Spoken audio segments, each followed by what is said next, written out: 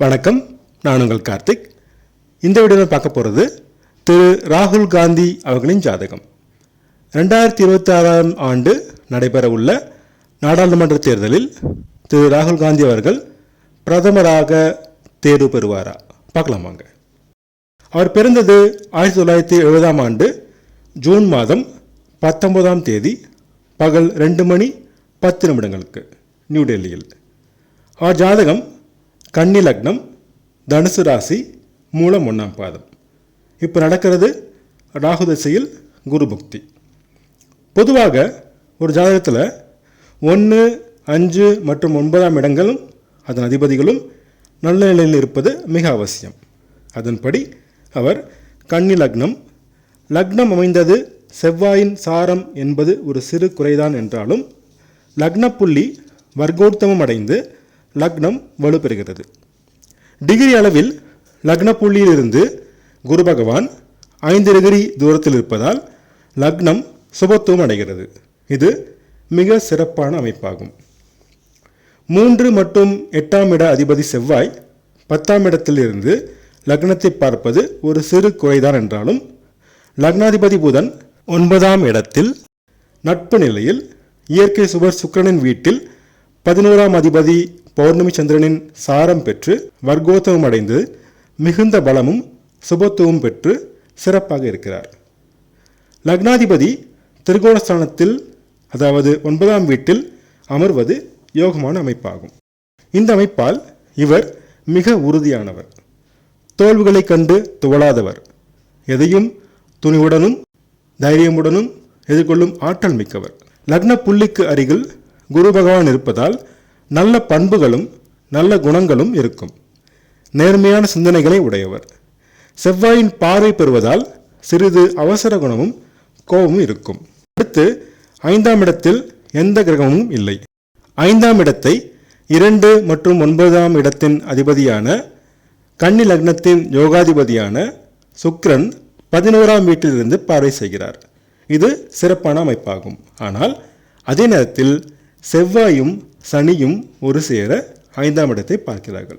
5ஆம் அதிபதி சனி பகவான் 8ஆம் இடத்தில் நீசம் பெற்றாலும் வீடு கொடுத்த செவ்வாயும் அந்த வீட்டில் உச்சம் பெறும் சூரியனும் லக்னத்திற்கும் ராசிக்கும் கேந்திரம் அடைந்திருப்பதால் சனி பகவான் நீச்சபங்கம் அடைகிறார். ராசி கட்டத்தில் சனிக்கு குரு பார்வை கிடைப்பது போல தெரிந்தாலும் டிகிரி அளவில் பார்க்கும்போது குருவின் பார்வை சனிக்கு கிடைக்கவில்லை. மாறாக ராகுவின் பார்வைதான் சனிக்கு உள்ளது. இதனால் 5ஆம் அதிபதியான சனி பகவான் சிறப்பான நிலையில் இல்லை. 5ஆம் இடமும் 5ஆம் அதிபதியும் உயர் பதவிகளையும் அதிர்ஷ்டத்தையும் குறிக்கும் இடமாகும். இவை சுமார நிலையில்தான் உள்ளது. 9ஆம் இடத்தில் லக்னாதிபதி புதன் இருப்பது சிறப்பான அமைப்பாகும். மேலும் 4ஆம் இடத்தில் இருக்கும் பௌர்ணமி சந்திரனின் பார்வை மூலம் சந்திர அதியோகத்தில் புதன் இருப்பது மேலும் புதனை சுபத்துவப்படுத்தி சிறப்படை செய்கிறது. 9ஆம் அதிபதி சுக்கிரன் பகை வீட்டில் இருந்தாலும் சுக்கிரனும் சந்திர அதியோகத்தில் இருப்பதால் சுக்கிரன் சிறப்படைகிறார்.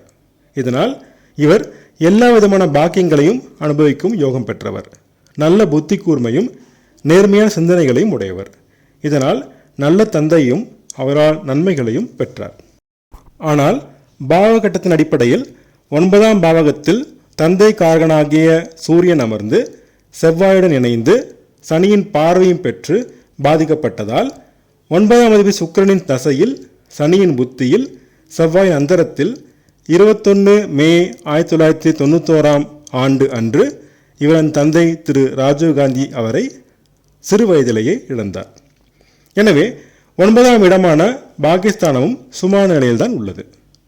புதன் 10ஆம் இடத்திற்கு அதிபதியாகி 9ஆம் இடத்தில் சிறப்பான நிலையில் இருப்பதால் சிறிதளவு தர்ம கர்மாதிபதி யோகம் உருவாகிறது. இதனால் தலைமை தாங்கும் பண்பும் அதற்கான யோகமும் உண்டு. ஒருவர் புகழடைய வேண்டும் என்றால் ஒளி கிரகங்களான சூரியன் மற்றும் சந்திரன் சிறப்பாக இருக்க வேண்டும். சூரியன் 10ஆம் இடத்தில் திக்பலம் பெற்று பௌர்ணமி சந்திரனின் சமசப்துவ பார்வையும் குரு பகவானின் பார்வையும் பெற்று மிகுந்த சுபத்துவம் பெறுகிறார். இதனால் மிகுந்த ஆளுமை திறன், செயல்திறன், அடுத்தவரை கட்டுப்படுத்தும் ஆற்றல் இருக்கும். அரசு பதவிகள் தேடி வரும். ஒருவர் அரசியலில் பெரிய பதவியை அடைய வேண்டுமென்றால் 10ஆம் இடம், 10ஆம் இட அதிபதி சூரியன் மற்றும் சிம்மம் சிறப்பாக இருக்க வேண்டும். அந்த அடிப்படையில் முன்பு பார்த்தது போல 10ஆம் இடத்தில் சூரியன் மற்றும் செவ்வாய் திக்பலம் பெற்று குரு மற்றும் பௌர்ணமி சந்திரனின் பார்வை பெற்று மிகவும் சிறப்பாக உள்ளது. அதே போல 10ஆம் அதிபதி புதன் 9ஆம் இடத்தில் நட்பு நிலையில் சந்திர அதியோகத்தில் தர்ம கர்மாதிபதி யோகத்தை உருவாக்குகிறார். சிம்மத்தில் கேது பகவான் இருப்பது ஒரு சிறு குறைதான். இந்த அமைப்புகளால் அவர் சிறு வயதிலேயே நாடாளுமன்ற உறுப்பினர் மற்றும் அகில இந்திய காங்கிரஸ் கட்சியின் தலைவர் போன்ற பெரிய பதவிகளை அடைந்தார். தற்போது 6ஆம் இடத்தில் இருக்கும் ராகு பகவான் குரு பகவான் பார்வை பெற்று தசை நடத்துகிறார். இது யோகமான தசையாகும். தற்போது ராகு தசையில் குரு புத்தி நடைபெறுகிறது. மேலும் தனுசு ராசிக்கு கோச்சாரப்படி தற்போது 10ஆம் இடத்தில் கேது இருந்து மே 1ஆம் தேதி முதல் குருவின் பார்வையும் பெறுகிறார். இதனால் 10ஆம் இடம் வலுவடைகிறது. இது இவருக்கு சாதகமான சூழ்நிலையாகும். அதனால் போன தேர்தலை விட இவர் தலைமையில் உள்ள காங்கிரஸ் கட்சியும் இந்தியா கூட்டணியும் அதிக இடங்களில் வெற்றி பெறும். ஆனால் இந்த தேர்தலில், அதாவது 2026ஆம் ஆண்டு நடைபெறுகின்ற நாடாளுமன்ற தேர்தலில் பிரதமர் பதவியை அடையக்கூடிய அளவிற்கு வெற்றி இவருக்கு கிடைக்காது. நான் சொன்ன பலன்கள் கணிப்புகள் உங்களுக்கு பிடிச்சிருந்தா இந்த சேனல் சப்ஸ்கிரைப் பண்ணுங்கள், ஷேர் பண்ணுங்கள், கமெண்ட் பண்ணுங்கள். உங்கள் ஜாதகத்துக்கு பலன்கள் பார்க்க, ஜாதக பொருத்தம் பார்க்க ஸ்க்ரீனில் கொடுத்துருக்க இமெயில் ஐடியோ அல்லது ஃபோன் நம்பரையோ கான்டாக்ட் பண்ணுங்கள்.